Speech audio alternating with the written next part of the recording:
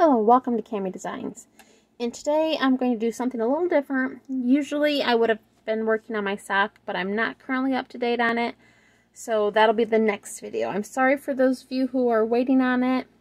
But I promise that'll be the next knit video I do, is that sock. Okay, but today I'm going to go over tips on reading a pattern. This is going to be part 1 of a series. And some of you might be working on sweaters, or you want to do some kind of garment, or a hat, or anything like that. And you'll see on a pattern it will have small, medium, large, and then it'll have the cast on, how many cast on. And to read this in a pattern, let me get a little marker here. If you want to read this in a pattern, this first number here outside the parentheses is going to match with this first size outside the parentheses. This first one inside the parentheses is going to match this first one in the parentheses, and so on and so forth. So for example, let me move this out of the way. I have a pattern here. I'm going to just show you here a little bit of it. Now this has a 2 to 4 years old, 8 to 10 years old, and adult. And it's a mitten, so it does deal with different sizes. And you'll see different print numbers in parentheses here. And this is like a cast on. 24 would be for the 2 to 4 years old. The 8 to 10 years old mitten would be a 32 cast on. And adult would be 36. And you follow that throughout the whole pattern. They will have numbers in parentheses. What I do, if say I want to do an adult one, I go through and I highlight all the adult numbers in the same color. And then if I want to do the pattern again in a different, say I want to do one for 8 to 10 years old, I highlight those numbers in a different color. Now, if you were to print a pattern off in color, a lot of these will be in different colors. So you won't have to do that. But that's just my tip, is if you get a pattern like this, go through and highlight all the numbers through the whole pattern on what numbers you will need. And there's that. Okay, next, tension. Now, tension is mostly used for garments, like sweaters and socks and sometimes mittens. They're not really used a whole lot in hats necessarily, or scarves, or infinity scarves, or shawls. It's only things that are fitted that you usually really want to pay attention to your gauge. Now, gauges go by your tension, how tight you're holding that yarn in your hand. And when you see a gauge on a pattern, it'll tell you in measurements 1 inch, it's going to be a 1 by 1 inch, a 2 by 2 inch, or 4 by 4 inch. Now, I will show you an example of that here. This same pattern here. Let's see, where's my gauge at?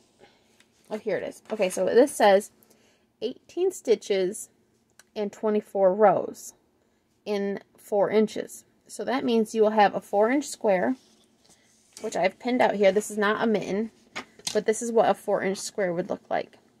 So I would need, if I were doing this pattern, I would do a 4-inch square. Just knit up a 4-inch square.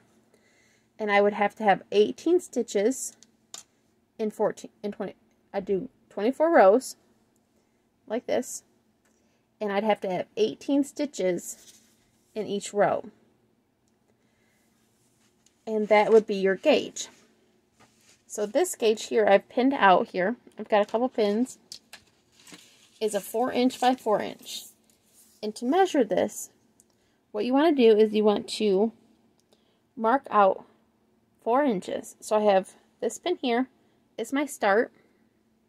And then all the way over here is this other pin, and that's 4 inches. And what I want to do now is count each stitch in this row to see how many stitches I have per row. So that's 1, 2, 3, 4, 6, 7, 8, 9, 10, 11, 12, 13, 14, 15, 16, 17, 18, 19. So I have 19 stitches in one row.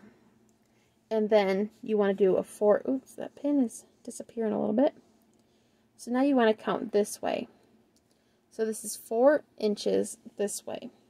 So this counts my rows. 1, 2, 3, 4, 5, 6, 7, 8, 9, 10, 11, 12, 14, 15, 16, 17, 18, 19, 20, 21, 22, 23, 24, 25, 26, 27 rows. So my tension would be off if I were doing this mitten pattern. This is probably done with a different size needle than what the mitten calls for, so that is why it's so different. But that is how you would count your gauge. They also, if you don't have pins, these are just straight pins I used to do that. And it doesn't mess up my yarn or anything. You can use double point needles. That works just fine. You can weave that into your knitting just fine. And it won't affect your knitting. Now, I would say to do a separate swatch, which is just doing a 4-inch square or a 6-inch square, just to get your gauge before you start your pattern. You can take your gauge back out and use that yarn if you know you're going to be tight on yarn. If not, I would not take my swatch back out. You can just leave it and take it out later if you want to use it for something. Now, they do have these little tools here.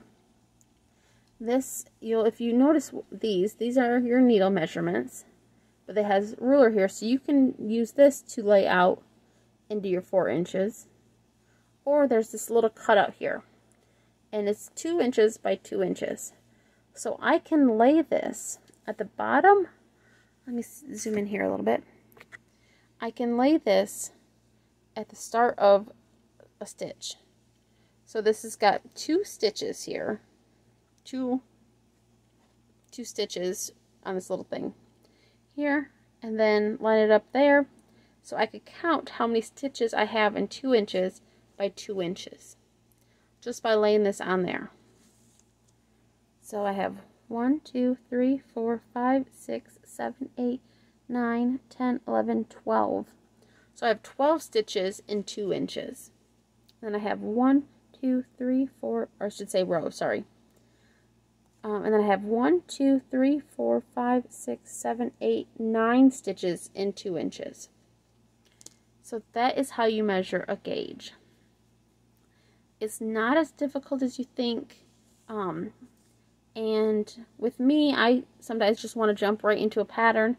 I don't want to have to deal with a gauge. But if you're working on a sweater or mittens or anything that needs to be fitted, take the time to do a gauge, because you don't want to end up with a sweater that is really too large or too small. And if you need to adjust your gauge, you could take it out, and if you have too many stitches, rows, then your stitches are probably too loose and you just need to knit a little tighter.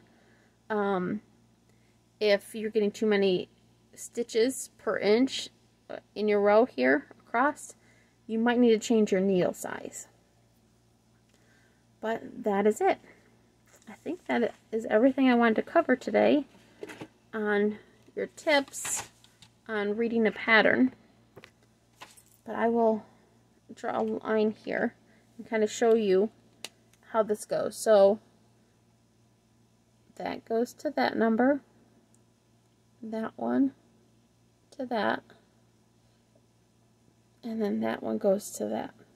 So that is how you kind of get it. And like I said, I just go through and I highlight, or you can go around. If you don't have highlighters, you can just circle the numbers. So if you're working on all the medium ones, go through and just circle all the medium ones with a pen or a pencil. It makes it easier to follow along.